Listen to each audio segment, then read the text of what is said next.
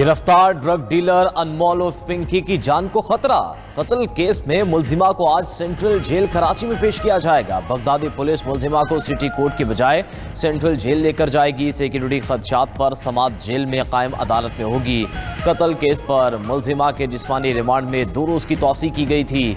कराची की मुकामी अदालत ने बगदादी थाने के तफ्तीशी ऑफिसर की दरख्वास्त पर हुक्मनामा भी जारी कर दिया।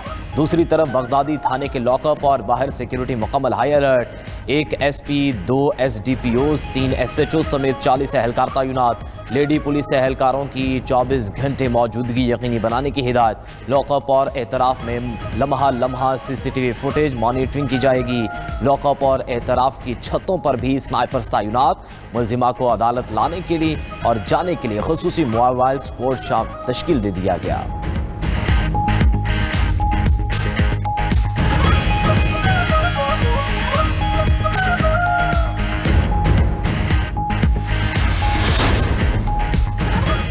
मुलजिमा अनमोल उर्फ पिंकी के केसों में मजीद अहम इंकशाफात सामने आ गए। लाहौर पुलिस के मुताबिक पिंकी का साबिक शौहर नासिर भाइयों समेत मनशियात फरोशी में मुलविस था। नासिर अपने भाइयों मंसूर एडवोकेट और शहरोज के साथ लाहौर आ गया था।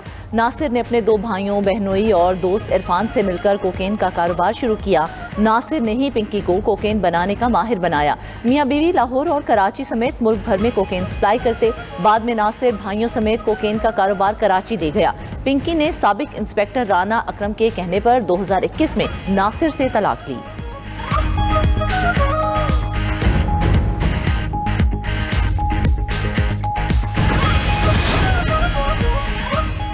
मुलजिमा पिंकी के 2 कारिंदों का कराची में कोकेन सप्लाई करने का एतराफ़। पोश एरियाज में कोकेन सप्लाई करने वाले मुलजिम फरहान और अब्दुल मगनी जमानत पर रिहा। मुलजिमान से की गई तफ्तीशी रिपोर्ट के मुताबिक दोनों कारिंदे पिंकी की कोकेन सप्लाई करते रहे। मुलजिमान कॉलेज और यूनिवर्सिटी तलबा को कोकेन सप्लाई करते थे। कराची के पोश एरियाज में भी नौजवानों को मनशियात सप्लाई करते। कोकेन की सप्लाई के दौरान मुलजिम फरहान और अब्दुल मगनी को गिरफ्तार किया गया। दौरान तफ्तीश इंकशाफ हुआ था कि मुलजिमान बैनुल सूबाई मनशियात फरोश से ताल्लुक़ रखते हैं। मुलजिमान से अफवाम गैर मुल्कियों से मनशियात मंगवा कर पोश एरियाज में सप्लाई करते थे।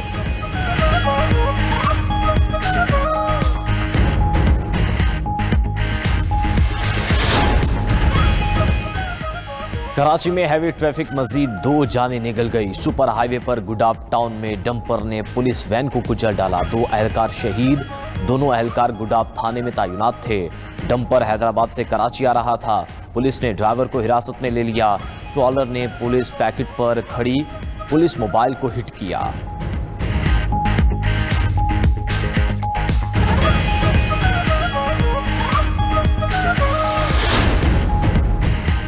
तेहरान के लिए फैसला करने का वक्त तेजी से खत्म हो रहा है। ईरान को अब जल्द फैसला करना होगा वरना उनके पास कुछ नहीं बचेगा। अमरीकी सदर की मुआहिदा न करने पर ईरान को संगीन नताइज की धमकी। कहा कि ईरान को आगे बढ़ना होगा वरना सख्त एक्शन के लिए तैयार रहें। तवक्को है ईरान अब अपडेटेड मुसवदा भेजेगा। अमरीका मुआहिदा चाहता है मगर ईरान तवक्कुआत के मुताबिक पेशरफ्त नहीं कर रहा। दूसरी तरफ ईरान के खिलाफ फौजी ऑप्शंस पर गौर के लिए अमरीकी कौमी सलामती टीम का इजलास कल होने का इम्कान। अमरीकी मीडिया के मुताबिक इजलास में ईरान के खिलाफ कार्रवाई के मुख्तलिफ ऑप्शंस पर गुफ्तगू की जाएगी।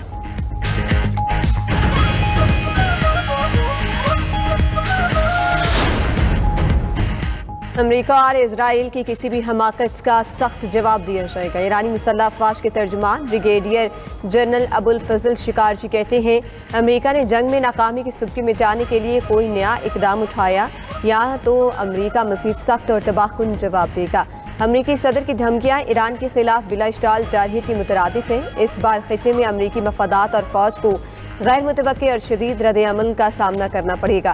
ईरानी सुप्रीम लीडर के मुशीर मोहसिन रज़ाई ने कहा अमरीका और इजराइल के अलावा दुनिया का कोई मुल्क दावा नहीं करता कि ईरान एटम बम बना रहा है। अमरीका खित्ते के ममालिक को ईरान से डराने के एजेंडे पर गामजिन है। आबनाए हुर्मुज़ तिजारत के लिए खुली है।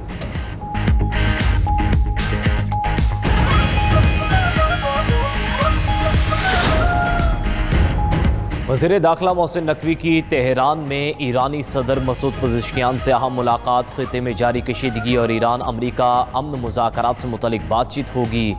बाहमी इक़्तिसादी और तिजारती रवाबित बढ़ाने पर भी इत्तफ़ाक़। मुलाकात में ईरानी वज़ीर दाखिला और वज़ीर ख़ारजा समेत दीगर हुकाम भी मौजूद थे।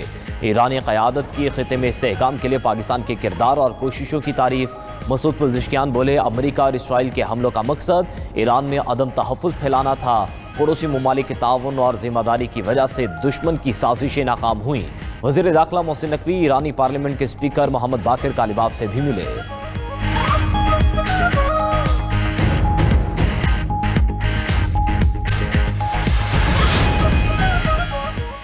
मशरक़ी खित्ते में पायदार अमन के लिए पाकिस्तान की सिफारती कोशिशें जारी। वज़ीर आज़म शहबाज शरीफ से कतरी हम मनसब शेख मोहम्मद बिन अब्दुर्रहमान बिन जासिम आल सानी का राबता।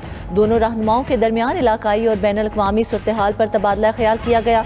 वज़ीर आज़म ने खित्ते में कशीदगी के खात्मे और अमन व इस्तेहकाम के फ़रोग़ के लिए पाकिस्तान की कोशिशों की हिमायत पर कतरी क़यादत का शुक्रिया अदा किया। दोनों रहनुमाओं का मुश्तरका चैलेंजेस से निपटने के लिए फ़रीक़ैन के दरमियान राब्तों और मुशावरत की ज़रूरत पर जोर।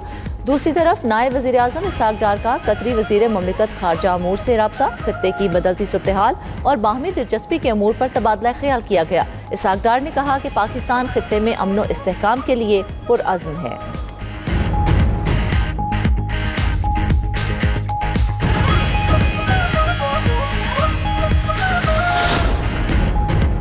ईरानी वज़ीर ख़ारजा का फ्रांसीसी हम मनसब से रब्ता। दोनों रहनुमाओं के दरमियान मशरिक़ वस्ता की सूरत-ए-हाल पर गुफ्तगू, बाहमी ताल्लुकात और इलाकाई सूरत-ए-हाल पर भी तबादला ख्याल किया गया।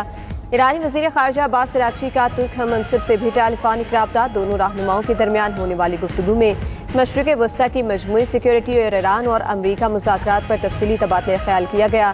तुर्किया के वज़ीर ख़ारजा ने मशरिक़ वस्ता में जारी जंग के खात्मे और अमन के क़याम के लिए कोशिशें तेज़ करने का अज़्म ज़ाहिर किया।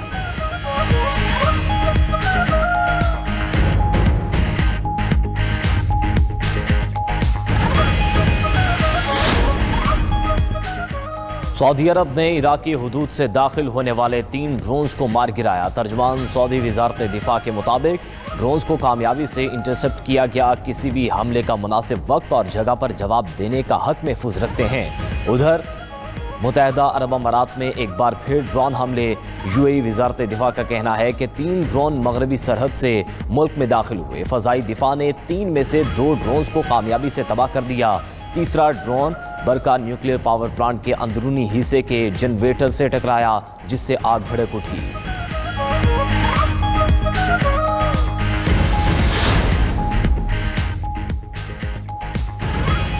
मशरिक़ वस्ता की गैर यकीनी सूरत-ए-हाल पर खाम तेल फिर महंगा। अमरीकी खाम तेल 2.28% महंगा होकर $160.07 फ़ी बैरल हो गया। बरतानवी खाम तेल की 2% इजाफे से $111 फ़ी बैरल में फ़रोख्त। मरबन क्रूड 3.30% बढ़कर $108 फ़ी बैरल तक जा पहुंचा। आलमी मार्केट में कुदरती गैस की कीमत में भी इजाफा। आलमी मार्केट में सोने की कीमत 1.5 माह की कम तरीन सतह पर आ गई। फ़ी औंस सोना $27 सस्ता, कीमत $4,534 रिकॉर्ड।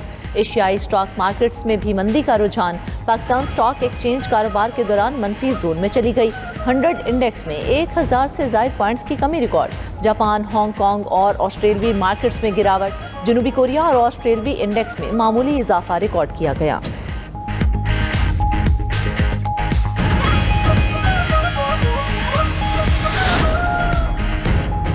इस्लामाबाद हाई कोर्ट में 190 मिलियन पाउंड केस में पेशरफ्त। वकील सलमान सफ्तर ने 2 अपीलों पर दलाइल की आखिरी मोहलत देने के अदालती हुक्म पर एतराज़ उठा दिया। बानी PTI से मुलाकात न कराने और वकालतनामों पर दस्तखत न करा के देने के खिलाफ दरख्वास्त दायर। वकील सलमान सफ्तर ने मौक़िफ़ इख्तियार किया कि इस केस में 30 अप्रैल 2026 तक कभी इल्तिवा की दरख्वास्त नहीं दी। 7 मई को पहली बार इल्तिवा की दरख्वास्त एक ठोस वजह पर दी। आखिरी मोहलत देने का हुक्म सख्त, बिला जवाज़ और गैर मुनसिफाना है। बानी PTI और बुशरा बीबी से जेल में मुलाकात कराने की इस्तदा। अपीलों के लिए जेल हुकाम को वकालतनामे दस्तखत कराने का हुक्म दे दिया।